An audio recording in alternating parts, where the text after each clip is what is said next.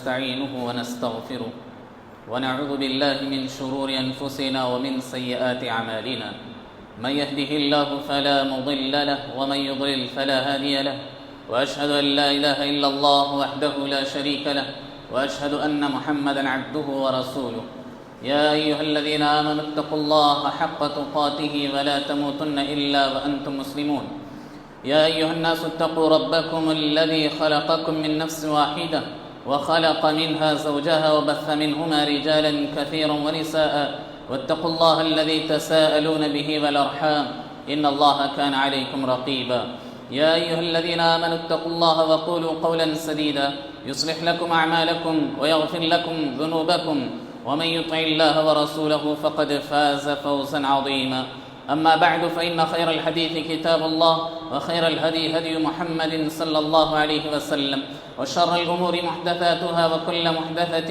بدعة وكل بدعة ضلالة وكل ضلالة في النار أعوذ بالله السميع العليم من الشيطان الرجيم من همزه ونفخه ونفثه بسم الله الرحمن الرحيم ويذكر اسم الله في أيام معلومات سورة الحج کی ایک آیت کریمہ کا ایک ٹکڑا آپ حضرات کے سامنے پڑھا گیا۔ اللہ رب العالمین کا بے انتہا شکر و احسان ہے کہ اس کے فضل و کرم سے ہم اور آپ ان دنوں کے لمحات گزار رہے ہیں جو دن اللہ رب العالمین کے نزدیک سب سے افضل دن کہلائے جاتے ہیں۔ محترم حاضرین، اللہ رب العالمین نے کہا وَيَذْكُرُ اسْمَ اللَّهِ فِي أَيَّامٍ مَعْلُومَاتٍ، معلوم مقررہ دنوں میں تمہیں کثرت سے اللہ رب العالمین کا ذکر کرنا چاہیے۔ معلوم دن کسے کہتے ہیں؟ معلوم دن کا مطلب ہے سلیکٹڈ ڈیز، جو سلیکٹڈ دن ہیں اللہ رب العالمین نے جن دنوں کو مقرر کیا ہے، ان دنوں میں اللہ رب العالمین کی تسبیح بیان کرنا، اللہ رب العالمین کی عبادت کرنا، اللہ رب العالمین کا ذکر کرنا اور اللہ تعالیٰ کو کثرت سے یاد کرنے کا حکم اللہ تعالیٰ دے رہا ہے۔ اور 360 دنوں میں سال کے 12 مہینوں میں اللہ رب العالمین نے جو دن مقرر کیے ہیں وہ ذی الحجہ کے پہلے 10 دن ہیں، جس کا ہم دوسرا دن گزار رہے ہیں۔ محترم حاضرین، یہ بہت ہی افضل دن ہیں جس سے ہم اور آپ گزر رہے ہیں، اس لیے اللہ تعالیٰ نے اس کی فضیلت بیان کرنے کے لیے اللہ نے ان 10 دنوں کی قسم کھائی، اور قسم کھا کر کے اللہ تعالیٰ نے کہا والفجر ولیال عشر، قسم ہے فجر کی اور قسم ہے 10 راتوں کی۔ حضرت ابن عباس رضی اللہ عنہ کہتے ہیں کہ ان 10 راتوں سے مراد 10 دن ہیں جو ذی الحجہ کے 10 دن کہلاتے ہیں۔ ان دنوں کو اللہ رب العالمین نے سب سے افضل دن بنا دیا، اسی لیے ان 10 دنوں میں اللہ رب العالمین کی کثرت سے عبادت کرنا چاہیے، کثرت سے اللہ رب العالمین کو راضی کرنے والے اعمال کرنا چاہیے۔ احادیث میں بھی اللہ کے نبی صلی اللہ علیہ وسلم نے ان 10 دنوں کی بڑی فضیلت بیان کی۔ اللہ کے نبی صلی اللہ علیہ وسلم نے فرمایا افضل ایام الدنیا ایام العشر، دنیا کے تمام دنوں میں، یعنی جب سے دنیا شروع ہوئی ہے تب سے لے کر قیامت تک جتنے بھی دن کے سورج نکل رہے ہیں، ان سب دنوں میں سب سے افضل دن ذی الحجہ کے 10 دن۔ اللہ کے نبی صلی اللہ علیہ وسلم نے انہی 10 دنوں کی طرف اشارہ کرتے ہوئے یہ بات بیان کی، اور آپ صلی اللہ علیہ وسلم نے فرمایا، حضرت ابن عمر، حضرت عبداللہ ابن عباس رضی اللہ عنہ راوی، صحیح ابو داود کی روایت ہے، ما من ایام العمل الصالح فیہا احب الی اللہ من هذه الایام العشر۔ اللہ کے نبی صلی اللہ علیہ وسلم نے فرمایا نیک اعمال، کسی بھی دن میں کیا جانے والا نیک عمل اتنا زیادہ اللہ کو پسند نہیں جتنا زیادہ پسندیدہ ان 10 دنوں میں کیا جانے والا عمل۔ کوئی بھی نیک عمل اور کسی بھی دن میں کیا جائے اتنا فضیلت والا نہیں، اتنا محبوب اللہ تعالیٰ کو نہیں، اتنا پسندیدہ نہیں جتنا ان 10 دنوں میں کیا جانے والا عمل اللہ تعالیٰ کو پسند اور محبوب ہے۔ صحابہ اکرام نے کہا وَلَا الْجِهَادُ فِي سَبِيلِ اللَّهِ، اے اللہ کے نبی کیا جہاد جیسی فضیلت والا عمل بھی دوسرے دنوں میں کیا جائے؟ تو کیا یہ بھی اتنا بڑا کام نہیں ہے, اتنی بڑی نیکی کا باعث نہیں؟ اللہ کے نبی صلی اللہ علیہ وسلم نے فرمایا وَلَا الْجِهَادُ فِي سَبِيلِ اللَّهِ, ہاں جہاد بھی اتنی زیادہ نیکی کو نہیں پہنچ سکتا جتنا زیادہ ان 10 دنوں میں کیا جانے والا عمل نیکی کو پہنچتا ہے, اللہ تعالیٰ کو پسند ہے. پھر اللہ کے نبی صلی اللہ علیہ وسلم نے فرمایا إِلَّا خَرَجَ بِنَفْسِهِ وَمَالِهِ فَلَمْ يَرْجِعْ مِنْ ذَلِكَ بِشَيْءٍ, ہاں ان 10 دنوں میں کوئی آدمی جو عمل کرتا ہے اس سے زیادہ فضیلت وہ آدمی لے جا سکتا ہے جو آدمی عام دنوں میں جہاد کے لیے نکلے, دوسرے دنوں میں جہاد کے لیے نکلے اپنے مال کے ساتھ, اپنی جان کے ساتھ, لیکن اس میں سے کوئی چیز واپس لوٹ کر نہیں آ رہا ہے, یعنی یہ کہ وہ اللہ کے راہ میں شہید بھی ہو گیا اور اس کا مال بھی اللہ کے راہ میں گویا جو ہے پوری طرح ختم ہو چکا. ایسا آدمی فضیلت کا باعث بن سکتا ہے, ایسے آدمی کی نیکی فضیلت والی بن سکتی ہے ان 10 دنوں کے علاوہ کیے جانے والے نیک اعمال. ورنہ ان 10 دنوں میں جہاد سے زیادہ افضل عمل ہے کہ آدمی ان 10 دنوں میں اللہ کی عبادت کرے. حاضرین, یہ اتنی زیادہ فضیلت والا عمل ہے یا اتنی زیادہ فضیلت والے دن ہیں جس کو ہم اور آپ گزار رہے ہیں, جس سے بہت سارے مسلمان بہت غافل نظر آتے ہیں. اس کی غفلت کی ایک بہت بہترین مثال یا یہ کہیے کہ ہم جس چیز کو دیکھ سکتے ہیں وہ مساجد ہیں. مساجد پھر بھی خالی نظر آتے ہیں, مساجد میں زیادہ سے زیادہ ایک شخص اس سے زیادہ نظر نہیں آتے. عام دنوں کا یہی حال ہے, اور ان فضیلت والے دن جن دنوں کو اللہ رب العالمین نے سب سے افضل دن قرار دیا, ان دنوں کو اہل علم نے یہ کہا کہ رمضان سے زیادہ افضل والے دن ہیں, جس سے لوگ اتنے زیادہ غافل ہیں. رمضان سے زیادہ افضل والے دن یہ ذی الحجہ کے 10 دن ہیں جس میں آدمی کو کمر کس لینا چاہیے. حضرت امام دارمی رحمۃ اللہ علیہ کہتے ہیں سلف کا یہ معمول تھا, کان یجتہد فی ہذہ العشر ما لا یجتہد فی غیرہ. ان 10 دنوں میں اتنا زیادہ سلف صالحین عمل کرتے کہ جتنا زیادہ آدمی اپنے آپ کو تھکا سکتا تھا اتنا زیادہ سلف صالحین اس میں نیک عمل کرنے میں اپنے آپ کو تھکا لیتے تھے. گویا رمضان کی راتوں سے زیادہ, رمضان کے دن سے زیادہ ان 10 دنوں میں آدمی کو عمل کرنا چاہیے. اسی لیے اہل علم نے کہا رمضان کی آخری 10 راتیں افضل والی راتیں ہیں اور 10 دن یہ فضیلت والے ہیں جس سے ہم اور آپ گزر رہے ہیں. تو بہرحال آدمی کو نیک عمل کرنے میں کثرت سے جو ہے حریص ہونا چاہیے, آدمی کی خواہش ہونی چاہیے کہ آدمی زیادہ سے زیادہ نیک عمل کرے. تو ایسے وقت میں, ایسے افضل دنوں میں, ایسے لمحات جس کا ایک ایک منٹ بڑا قیمتی اللہ کے بندو, ان 10 دنوں میں مجھے اور آپ کو کیا اعمال کرنا چاہیے.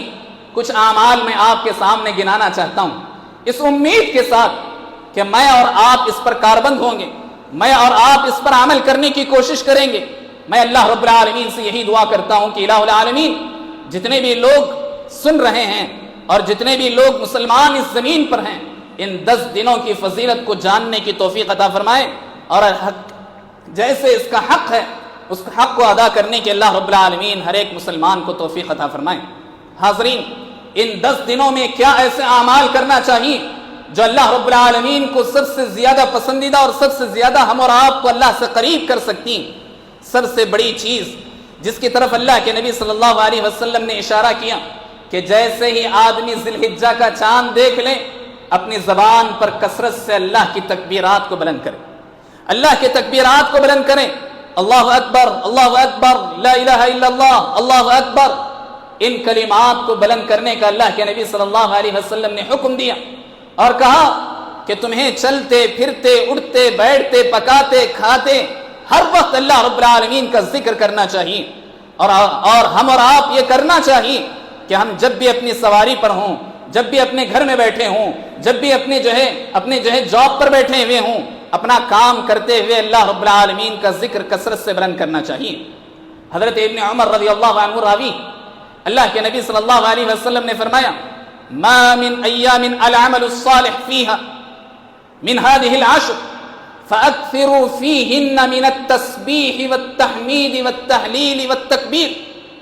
اللہ کے نبی صلی اللہ علیہ وسلم نے فرمایا اللہ کے نزدیک ان 10 دنوں سے زیادہ افضل دن کوئی نہیں ہے, لہذا ان دنوں میں تمہیں اپنی زبان سے کثرت سے سبحان اللہ، الحمدللہ، لا الہ الا اللہ، اللہ اکبر کہنا چاہیے۔ یہ اللہ کے نبی صلی اللہ علیہ وسلم نے ذکر کیا کہ ان 10 دنوں میں تمہیں ہر وقت اپنی زبان پر یہ جو ہے تکبیرات رکھنا چاہیے۔ تو ہم میں سے ہر آدمی جب بھی جو ہے فرصت کا وقت ملے اللہ کی تسبیح کو کثرت سے بیان کرنا چاہیے اور اللہ کی حمد و ثنا بیان کرنا چاہیے، اس لیے کہ اللہ رب العالمین ہی تمام قسم کے حمد و ثنا کا لائق ہے۔ محترم حاضرین، اللہ کے نبی صلی اللہ علیہ وسلم کی ان احادیث کی روشنی میں صحابہ اکرام اپنی زندگی گزارا کرتے تھے، ہمیشہ اللہ کے ذکر کو بلند کیا کرتے تھے، اللہ کی تسبیح کو بلند کرتے تھے، اللہ کی جو تکبیرات اللہ کے نبی صلی اللہ علیہ وسلم نے ذکر کیے ہیں اس کو کیا کرتے تھے۔ حضرت ابو ہریرہ اور حضرت ابن عمر رضی اللہ عنہما کے بارے میں آتا ہے کہ جیسے ہی ذی الحجہ کا یہ چاند دیکھ لیتے، ان 10 دنوں میں اتنا کثرت سے اللہ رب العالمین کے تکبیرات کو بلند کرتے کہ جب صبح ہو جاتی تو مارکیٹ پہنچ جایا کرتے تھے، بازار چلے جاتے تھے، لوگوں کا جہاں ہجوم ہوتا تھا ایسے جگہوں میں جا کر کے اللہ رب العالمین کی تکبیرات کو بلند کرتے، کہتے اللہ اکبر، اللہ اکبر، لا الہ الا اللہ، اللہ اکبر وللہ الحمد۔ یہ تکبیرات جب جو ہے اپنے زبان سے صحابہ اکرام بیان کرتے تو یہ خرید و فروخت کرنے والے ان کی طرف متوجہ ہوتے، اور جیسے ہی یہ تکبیرات ان کے کانوں میں پڑتی تو یہ لوگ بھی اپنی زبانوں سے تکبیرات بلند کرتے۔ حضرت ابو ہریرہ رضی اللہ عنہ کہتے ہیں ہمارا مقصد صرف اور صرف یہ ہوتا کہ ہم مسلمانوں کی یاد دہانی کرائیں، اپنے غافل وقت میں ان کو اللہ کے ذکر کی طرف لے آئیں۔ ان 10 دنوں کی فضیلت کی وجہ سے ہم یہ کام کیا کرتے تھے۔ تو حاضرین، کثرت سے اللہ رب العالمین کی تکبیرات اپنی زبان پر رکھنا چاہیے۔ دوسرا کام جو صحابہ اکرام رضوان اللہ علیہ مجمعین نے کیا، اللہ کے نبی صلی اللہ علیہ وسلم نے ان 10 دنوں کے لیے جو کام سلیکٹ کیا وہ کیا ہے؟ حضرت حفصہ رضی اللہ عنہا کہتی ہیں اللہ کے نبی صلی اللہ علیہ وسلم اپنی زندگی میں 4 کام نہیں چھوڑا کرتے تھے، 4 کام زندگی بھر اللہ کے نبی صلی اللہ علیہ وسلم نے کیا، جن میں سے ایک محرم کے 10 محرم کا ایک روزہ اللہ کے نبی صلی اللہ علیہ وسلم رکھا کرتے تھے، اور پھر یہ عشرہ ذی الحجہ کے 9 روزے، یعنی یہاں سے لے کر کے عرفہ کے یعنی ذی الحجہ کا چاند دیکھنے کے بعد سے لے کر عرفہ کے روزے تک 9 روزے اللہ کے نبی صلی اللہ علیہ وسلم رکھا کرتے تھے۔ اسی طرح تیسرا کام جو اللہ کے نبی صلی اللہ علیہ وسلم زندگی بھر کیا کرتے تھے، ایام 20 یعنی یہ کہ 13، 14، 15 کے یعنی چاند کی تاریخ کے 13، 14، 15 کی تاریخ کے روزے اللہ کے نبی صلی اللہ علیہ وسلم رکھا کرتے تھے۔ اور اسی طرح اللہ کے نبی صلی اللہ علیہ وسلم فجر کی سنت کبھی نہیں چھوڑا کرتے تھے، چاہے آپ حضر میں ہوں چاہے آپ سفر میں ہوں، فجر کی سنت اللہ کے نبی صلی اللہ علیہ وسلم ہر حال میں پڑھا کرتے تھے۔ تو بہرحال اللہ کے نبی صلی اللہ علیہ وسلم نے جس کام کی طرف ہم اور آپ کو اشارہ کیا ہے وہ یہ کہ ہم اور آپ ان 9 دنوں میں روزے رکھنے کی کوشش کریں۔ جس آدمی کو جتنی طاقت ہو اتنے روزے رکھیں۔ کوئی آدمی اگر 2-3 روزے رکھ سکتا ہے 2-3 روزے رکھیں، کوئی 5-7 روزے رکھ سکتا ہے 5-7 روزے رکھیں۔ اگر کسی کو اللہ نے اتنی توفیق دی ہے، اللہ نے صحت دی ہے، توفیق دی ہے، تو پورے 9 کے 9 روزے آدمی کو رکھنا چاہیے، اور بالخصوص عرفہ کے دن کا روزہ آدمی کو نہیں چھوڑنا چاہیے۔ کوئی بھی مسلمان عرفے کے دن کا روزہ نہیں چھوڑنا چاہیے، اور ہمارے مطابق عرفے کا روزہ یا عرفے کے دن کا روزہ آئندہ آنے والا جمعہ کا دن ہے، تو آپ میں سے کوئی آدمی بھی ایسا خالی نہ آئے کہ وہ روزے سے نہ رہیں، بلکہ آئندہ جمعہ کا دن یاد رکھیں کہ آپ اپنے گھر والوں کے ساتھ جو بھی روزہ رکھ سکتے ہیں، اگرچہ کہ یہ نفل روزہ ہے لیکن اس کی بڑی فضیلت ہے، اس لیے آئندہ آنے والے جمعہ کا دن روزہ رکھنا چاہیے۔ بعض یہ کہتے ہیں، بعض اہل علم نے کہا چونکہ وقوف عرفہ وہاں ایک دن پہلے ہے، یعنی یہ کہ جمعرات کا دن ہے، اگر کوئی آدمی جمعرات کا دن رکھنا چاہتا ہے تو اس کے لیے بھی بعض اہل علم نے گنجائش دی ہے۔ جو آدمی وقوف عرفہ کے حساب سے رکھنا چاہتا ہے رکھے، لیکن افضل یہی ہے، صحیح احادیث کی روشنی میں یہی بات ثابت ہوتی ہے کہ عرفے کا دن روزہ رکھنا ہے، اور عرفے کا دن اللہ کے نبی صلی اللہ علیہ وسلم نے حدیث میں ذکر کیا وہ 9 ذی الحجہ ہے، اور 9 ذی الحجہ آتا ہے عید سے ایک دن پہلے، اور عید سے ایک دن پہلے ہمارے پاس آ رہا ہے جمعہ کا دن، اسی لیے ہمیں جمعہ کے دن کا روزہ ہرگز نہیں چھوڑنا چاہیے، نہیں بھولنا چاہیے۔ اللہ کے نبی صلی اللہ علیہ وسلم نے اس عرفے کے روزے کی بڑی اہمیت ذکر کی۔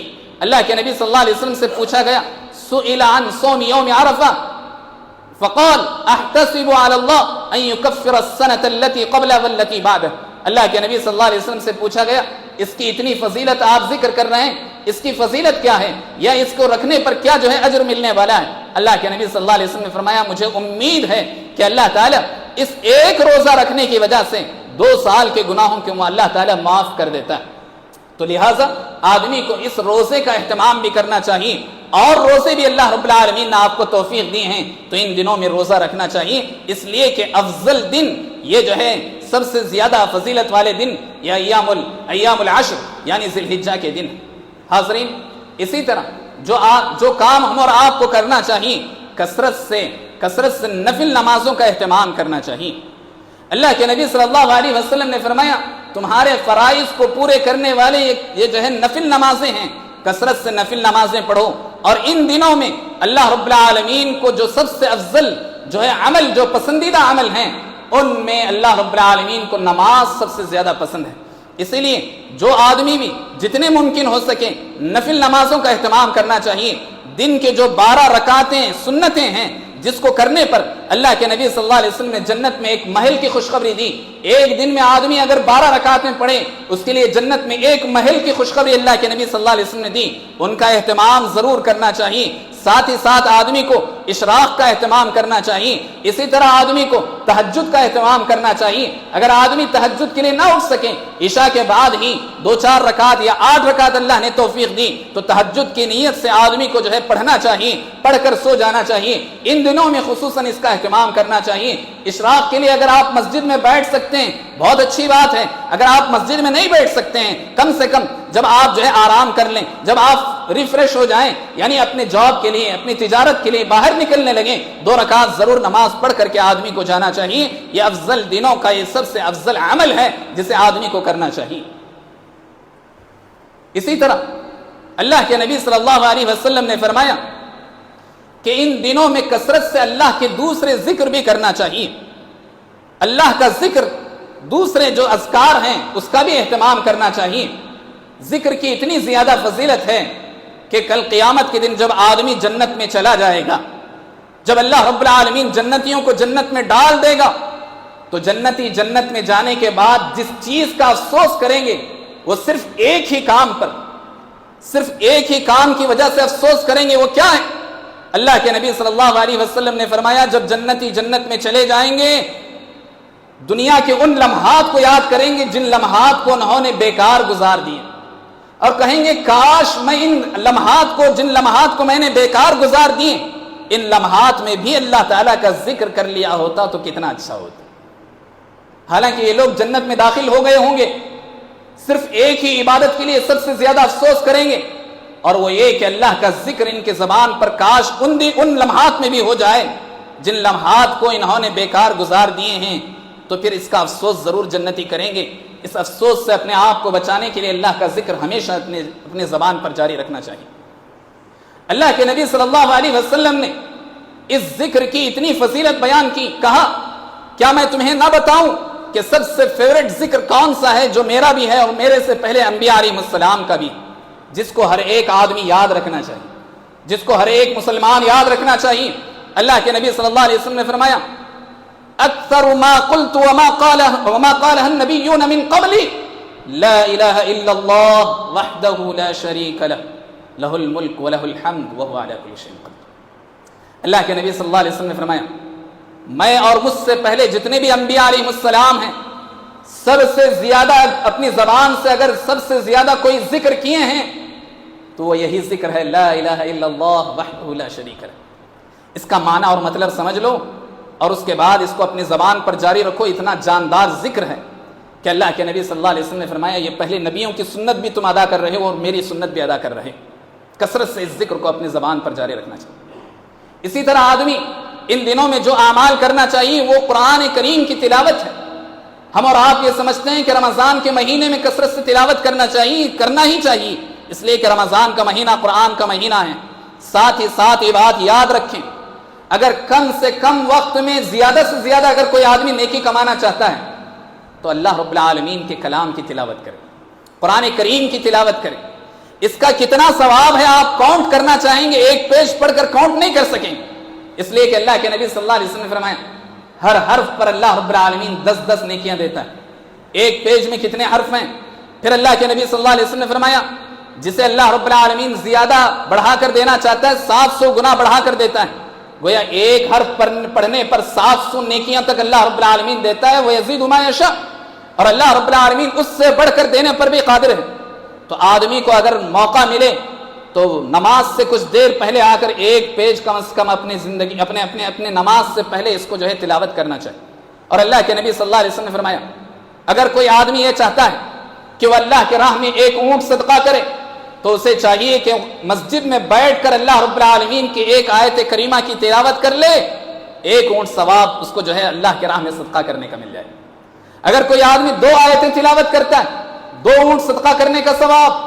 اور اگر ایسے آدمی جتنا وَيَكْثِرُ مَا يَزِيدُ، اللہ کے نبی صلی اللہ علیہ وسلم نے فرمایا جو آدمی جتنے زیادہ آیتیں تلاوت کرے گا اللہ کے گھر میں بیٹھ کر اتنے زیادہ ثواب، یعنی یہ کہ اتنے زیادہ اونٹ اللہ کے راہ میں صدقہ کرنے کا ثواب حاصل کرے گا.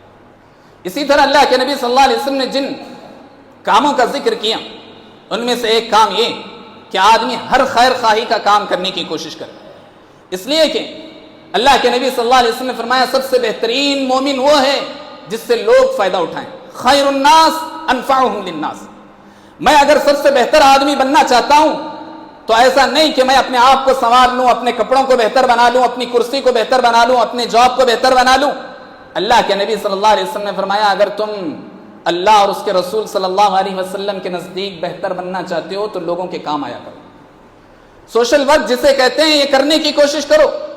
آج کا زمانہ ہم بہت زیادہ سیلفش زمانہ دیکھتے ہیں، یعنی آدمی اپنے آپ میں مگن ہے. دوسروں کی مدد کرنا اس کے لیے اتنی فرصت یا اتنا وقت نکالنا مشکل ہو چکا ہے. اپنے جاب میں اس طرح جو ہے آدمی گر گیا ہے کہ آدمی کے پاس فرصت نہیں کہ اوروں کے لیے بھی وقت نکال سکیں. ہر خیر خواہی کا کام کرنا چاہیے. یہی اللہ کے نبی صلی اللہ علیہ وسلم کی تعلیم ہے. اللہ کے نبی صلی اللہ علیہ وسلم نے فرمایا میرے نزدیک مسجد نبوی میں 1 مہینے تک بیٹھ کر اعتکاف کرتے ہوئے عبادت کرنے سے زیادہ افضل یہ ہے کہ میں کسی بندے کی مدد کروں. میں کسی بندے کی مدد کرنے کے لیے باہر نکل جاؤں. یہ میرے لیے زیادہ افضل ہے، یہ زیادہ بہتر ہے اس بات سے کہ میں اللہ کے گھر میں مسجد نبوی میں 1 مہینے کے اعتکاف کرنے سے زیادہ افضل اللہ کے نبی صلی اللہ علیہ وسلم نے ذکر کیا. اسی لیے ہر ایک کی مدد کرنے کے پیچھے یا ہر ایک کام کرنے کے پیچھے آدمی پیسہ یا جو ہے اپنا مفاد نہ دیکھے، میرا فائدہ کس میں یہ نہ دیکھے، بلکہ خیر خواہی کے کام کرنے کی آدمی کو کوشش کرنا چاہیے، اور بالخصوص ان دنوں میں کرنے کی کوشش کرنا چاہیے. اسی طرح حاضرین جو کام سب سے افضل ترین کاموں میں سے ہیں وہ یہ کہ صدقہ آدمی کو کثرت سے کرنا چاہیے. صحابہ کرام کا معمول تھا کہ جیسے ہی عشرہ آتا کثرت سے اللہ کی راہ میں صدقہ کیا کرتے تھے. اللہ کی راہ میں 1 کھجور کا صدقہ کرنا، اللہ رب العالمین نے فرمایا کہ کل قیامت کے دن تمہارا 1 کھجور کا صدقہ اگر تم نے خالص نیت سے کیا ہے 1 پہاڑ برابر اللہ رب العالمین تمہارے لیے ثواب تمہارے سامنے کھڑا کرے گا. 1 کھجور صدقہ کرنے. اسی طرح اللہ کے نبی صلی اللہ علیہ وسلم نے فرمایا اتقوا النار ولو بشق تمر. اللہ کے راہ میں صدقہ کرتے رہو اگرچہ کہ تمہارے پاس کچھ بھی نہ ہو، پھر بھی اگر تمہارے ہاتھ میں یا تمہارے جیب میں 1 کھجور ہے تو اس میں سے آدھا کسی کو دیکھ کر صدقہ کر دو. اللہ رب العالمین کی جہنم کی آگ سے تم اپنے آپ کو بچا سکتے ہو. اسی لیے صدقہ کثرت سے آدمی کرنا چاہیے. ایسے ماحول میں ہم جی رہے ہیں یا ایسے زمانے میں میں اور آپ جی رہے ہیں جہاں آدمی صرف جو ہے بینک بیلنس کرنا چاہتا ہے، جہاں آدمی صرف کاؤنٹنگ کرنا چاہتا ہے، صرف جو ہے انکم کمانا چاہتا ہے اور جو ہے دوسروں پر کرنے کی طرف جو ہے زیادہ دھیان نہیں دیتا. ہم زکوٰۃ تو دیتے ہیں، رمضان میں تو اللہ کی راہ میں بے حساب خرچ کرتے ہیں. ان دنوں میں خصوصیت کے ساتھ یہ کام بھی ہمیں کرنے کی ضرورت ہے. حاضرین 10واں اور ایک اہم بڑا کام جو مجھے آپ کے سامنے رکھنا ہے وہ یہ کہ اللہ کی راہ میں قربانی کرنا چاہیے. ان 10 دنوں میں سب سے افضل عمل اللہ کے نبی صلی اللہ علیہ وسلم نے فرمایا سال کے تمام دنوں میں سب سے افضل دن یہ 10 دن ہیں. ان 10 دنوں میں سب سے افضل عمل اگر کوئی مسلمان کر کے اللہ تعالیٰ کو خوش کرنا چاہتا ہے وہ اللہ کی راہ میں قربانی کر کے کر سکتا ہے. اللہ کی راہ میں قربانی کر کے بندہ سب سے افضل عمل کر کے اللہ کو راضی کر سکتا ہے. شرط یہ ہے کہ وہ خالص توحید کے ساتھ اللہ کے لیے قربانی کرے، خالص حلال مال کے ذریعے سے اللہ کے لیے قربانی کرے، خالص اللہ کو خوش کرنے کے لیے کرے.